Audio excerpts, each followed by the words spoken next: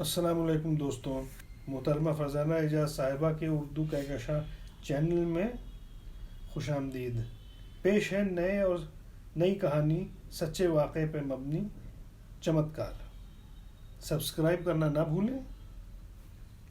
پیش ہے کہانی چمتکار۔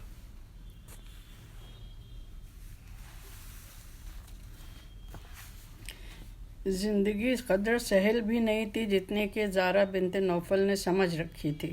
دراصل وہ مالدار ماں باپ کی اکلوتی اولاد تھی۔ یہی وجہ تھی کہ گوتم بدھ کی طرح زندگی کے دوسرے رخ سے ناواقف تھی اور سمجھتی تھی کہ تمام دنیا میں رہنے بسنے والے اس کی طرح خوشحال ہیں اور اس کی طرح خوش قسمت بھی کہ جو زبان پر آئے بلکہ خیالوں میں آئے وہ سب کچھ انسان کو حاصل ہو جائے۔ زارا ذہین بچی تھی، شروع ہی سے اسے بزنس سے دلچسپی تھی، اس لیے نوفل نے اسے امریکہ بھیج کر بزنس مینجمنٹ کا بہترین کورس کروا دیا۔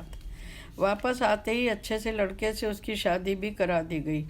ویسے تو جو کچھ تھا نوفل کا وہ سب زارا ہی کا تھا، پھر بھی شادی کے تحفے کے طور پر اس نے بیٹی کو بزنس کمپلیکس بنا کر دیا اور آراستہ پراستہ خوبصورت فلیٹ ماں کی طرف سے اسے تحفے میں ملا۔ نئی زندگی کا آغاز زارا نے اپنے شوہر فخری کے ساتھ ہانگ کانگ کے معروف و مصروف شہر سے کیا۔ ہنی مون کے ساتھ ہی اس کا ارادہ اپنے بزنس کمپلیکس کو چلانے کے لیے کمپنیوں سے تعاون بھی حاصل کرنا تھا۔ اپنے ملک واپس آتے ہی اس نے بزنس کی تمام ذمہ داریاں سنبھال لیں اور فخری کی اپنی سروس تھی۔ وہ بینک میں بہت اچھی پوسٹ پر تھا، اس لیے بزنس کو زیادہ وقت نہیں دے سکتا تھا۔ وقت کی روش پر لمحوں کے چراغ ایک ایک کر کے جلتے گئے اور دیکھتے ہی دیکھتے وہ 3 ننھے منھے بچوں کی ماں بن گئی اور بزنس کی دنیا کا ایک معتبر نام بھی۔ اب اس کے سامنے 2 محاذ تھے، گھر اور اس کی ذمہ داری، دوسرا روز بروز ترقی کرتا ہوا اس کا کاروبار۔ پہلے محاذ پر دوسرا محاذ حاوی ہوتا جا رہا تھا۔ گھر اور بچوں کی دیکھ بھال کے لیے اس کے پاس ایک کے بعد ایک کئی نوکر آئے، جن میں مرد بھی تھے اور عورتیں بھی، لیکن فخری اور زارا کسی سے بھی زیادہ مطمئن نہ رہ سکے۔ ہوتا یہ تھا کہ دونوں کی غیر حاضری سے نوکر فائدہ اٹھانے اور منمانی کرنی شروع کر دیتے تھے۔ بچوں کی دیکھ بھال ایک الگ مسئلہ بنی جا رہی تھی۔ اب تو چھوٹی بچی الہام بھی 3 سال کی ہونے والی تھی اور زارا چاہتی تھی کہ اسے بھی اس سال النجوم نامی نرسری میں ڈال دے۔ اس کے پاس پورے وقت کے لیے ڈرائیور تھا جو بچوں کو اسکول لاتا لے جاتا اور گھر سے باہر کے کام کیا کرتا تھا، مثلاً دھوبی کے کپڑے پہنچانا، کھانے پینے کا سارا سامان بازار سے لانا وغیرہ۔ زارا اور فخری اس سے مطمئن تھے، لیکن آج کل گھر میں کوئی ڈھنگ کا آدمی نہیں تھا۔ وہ جب بھی گھر آتی بچوں کی طرف سے کوئی شکایت یا گھر میں الٹ پھیر سے اس کا تھکا ہوا ذہن اور بھی پریشان ہو جاتا۔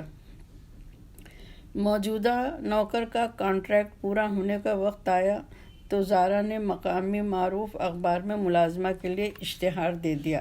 15 دن کے اندر ہی اس کے پاس درخواستوں کا ڈھیر لگ گیا۔ فخری ملک سے باہر گیا ہوا تھا اور زارا کے پاس اتنا وقت نہیں تھا کہ وہ من پسند ملازمہ کا انتخاب کر سکے۔ وقت نکال کر کئی گھنٹوں کی جدوجہد کے بعد اس نے ایک ادھیڑ عمر کی ایک ملازمہ کا انتخاب کر لیا۔ کسی غیر ملکی کے پاس وہ ملازم تھی۔ اب وہ واپس جا رہا تھا تو اس نے زارا کے پاس درخواست دی تھی۔ ضروری کاغذی کارروائی کے بعد وہ زارا کے پاس آ گئی۔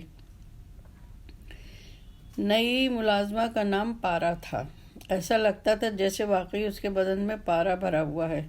چند دنوں میں ہی اس نے تمام ذمہ داریاں سنبھال لیں اور حد یہ ہے کہ بچوں کو بھی اپنے سے قریب کر لیا۔ اب تو ننھی الہام پارا ہی کی گود میں سوتی تھی۔ دونوں بیٹے تو نئے ملازموں کے آنے کے عادی ہی تھے، انہوں نے پارا کی آمد کو بھی نارمل انداز میں لیا۔ الہام کم آمیز فطرت کی مالک تھی۔ زارا کو تعجب تھا کہ پارا سے وہ کیسے گھل مل گئی ہے۔ آنکھ کھلتے ہی وہ پارا اماں کہتی ہوئی پارا کے پاس چلی جاتی۔ پارا گھر میں جہاں جہاں جاتی الہام اس کی میکسی تھامے ساتھ ساتھ گھوما کرتی۔ خود پارا کا برتاؤ بھی بچوں سے محبت بھرا تھا۔ ہفتے 10 دن ہی گزرے تھے کہ فخری بھی واپس آ گیا۔ وہ جس وقت گھر پہنچا بچے چھوٹی چھوٹی کاغذ کی پلیٹوں میں مزیدار کیک کھا رہے تھے۔ فخری کو تعجب ہوا کہ آج تو نہ کسی کی سالگرہ ہے نہ اس کی شادی کی سالگرہ، لیکن الہام نے اس کی ٹانگ سے لپٹ کر توتلی زبان میں بتایا کہ پارا اماں کے بیٹے کی سالگرہ ہے۔ اس کا بیٹا تو اپنے ملک ہی میں ہے، لیکن پارا اماں نے یہ کیک خود بنایا ہے۔ شام کو زارا اور فخری آفس سے آئے تو کھانے کی میز مزیدار کھانوں اور خوبصورت کیک سے سجی ہوئی تھی، اور وہ سب لوگ آج اس کے مہمان تھے۔ کیک پر لگی موم بتیوں کو بجھاتے ہوئے پارا کی آنکھیں موتی برسانے لگیں۔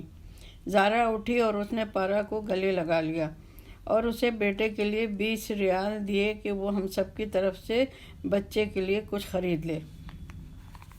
زارا اور فخری کی شادی کو 10 سال ہو رہے تھے۔ اس بار زارا نے لمبی چھٹی لے کر فخری کے ساتھ یورپ جانے کا پروگرام بنایا تھا۔ دراصل زندگی کے بھاگا دوڑی اور یکسانیت سے وہ اوب گئی تھی کہ فخری کے ساتھ بے فکری سے یورپ گھوم پھر کر زندگی کو امنگوں اور رنگینیوں سے لبالب بھر لینا چاہتی تھی۔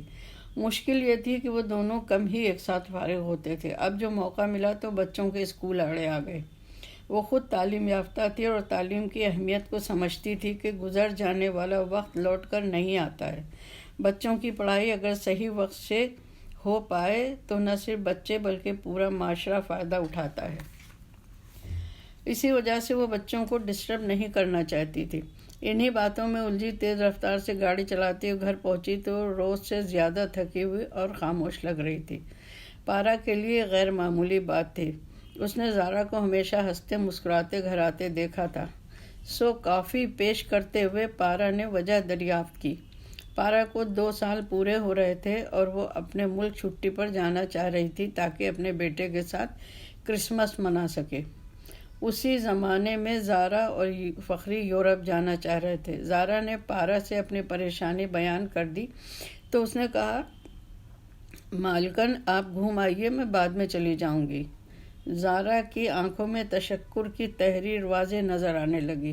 اس نے پارا کا ہاتھ تھام لیا اور بولی، تم نے بڑی مشکل حل کر دی۔ تم فکر نہ کرو، میں تم کو ڈبل تنخواہ اور مزید 15 دن کی چھٹی بھی دوں گی۔ حسب وعدہ واپس آتے ہی زارا نے دوگنی تنخواہ اور ڈھیر سارے تحائف پارا کو دیے۔ بچے بھی بے حد خوش تھے۔ ڈھیر سارے مزیدار کھانے جو پارا نے بنا بنا کر کھلائے تھے، مزیدار کیک، بسکٹ، اٹلی کا مشہور پیزا۔ پارا جانے کی تیاری میں مصروف تھی۔ وہ اپنے بیٹے کے لیے کیا کچھ خرید رہی تھی۔ وہ بچوں کو بتاتی کہ وہ کیسے اپنے بیٹے کو پیار کرے گی۔ اب تو بچوں کو ازبر ہو چکا تھا کہ پارا کے بیٹے کو وینیلا کیک بہت پسند ہے، جس کے اوپر پروں والے گھوڑے کی آئسنگ ہوتی ہے۔ پارا کئی بار اس طرح کے کیک پر آئسنگ کر چکی تھی۔ وہ گھوڑے کے زیورات بڑے خوبصورت بنایا کرتی تھی اور کہتی تھی کہ یہ حضرت سلیمان علیہ السلام کا گھوڑا ہے۔ اب بھی وہ 3 منزلوں والا خوبصورت کیک بنا رہی تھی۔ کیک دھیرے دھیرے تیار ہوتا جا رہا تھا اور اب پارا کے جانے میں 2 دن باقی تھے۔ وہ کیک لے جانے کے لیے بڑا سا خالی ڈبہ بھی لے آئی تھی۔ زارا کو حیرت تھی کہ اتنی دور دوسرے ملک میں کیک بنا کر لے جا رہی ہے۔ وہ تو جاڑوں کا موسم تھا اور 1.5 گھنٹے کا سفر، ورنہ یہ ممکن ہی نہ ہوتا کہ کیک سلامت پہنچ جائے۔ وہ سوچا کرتی، پارا اپنے بچے کو دیوانوں کی طرح چاہتی ہے۔ پارا کی فلائٹ 2 بجے دن کی تھی اور اسے ایئرپورٹ کے لیے 11 بجے پہنچنا تھا۔ زارا خود اسے ایئرپورٹ چھوڑنے آئی تھی۔ فخری اور بچے بھی ساتھ تھے۔ دراصل ایئرپورٹ کم از کم 200 میل دور تھا۔ فخری تو محض بچوں کو لے کر تفریح کے لیے جا رہا تھا۔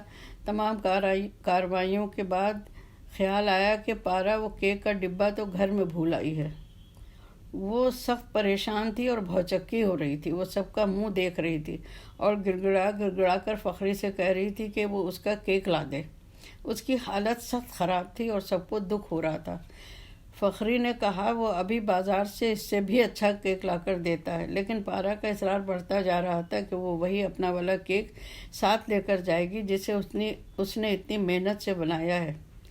جہاز کی روانگی کا اعلان ہو رہا تھا اور پارا کی رنگت زرد ہو رہی تھی۔ اسے ایک ایک قدم اٹھانا مشکل ہو رہا تھا۔ کسی صورت وہ روانہ ہو گئی تو زارا، فخری اور بچے روتے ہوئے واپس آ گئے۔ بڑے سائز کے فریج میں پارا کا بنایا ہوا کیک جگمگا رہا تھا۔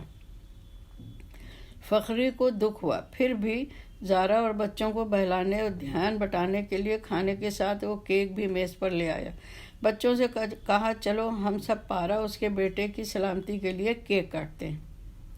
اس نے رنگ برنگی موم بتیاں جلائیں اور بڑی سی چھری کیک کے اوپر چلا دی۔ پروں والے گھوڑے کو 2 حصوں میں تقسیم کرتی ہوئی چھری نچلی منزل کی جانب آئی تو کھٹ سے کسی سخت چیز سے ٹکرا گئی۔ بے ساختہ فخری کے منہ سے نکلا ارے، اور اس کا ہاتھ رک گیا۔ بچے اور زارا بھی حیرت سے کیک پر جھکائے۔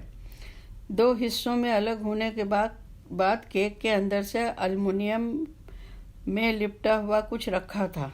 اجلت سے فائل اتارا تو روئی میں لپٹے ہوئے زارا کے قیمتی زیورات فخری کے سامنے جگمگا رہے تھے۔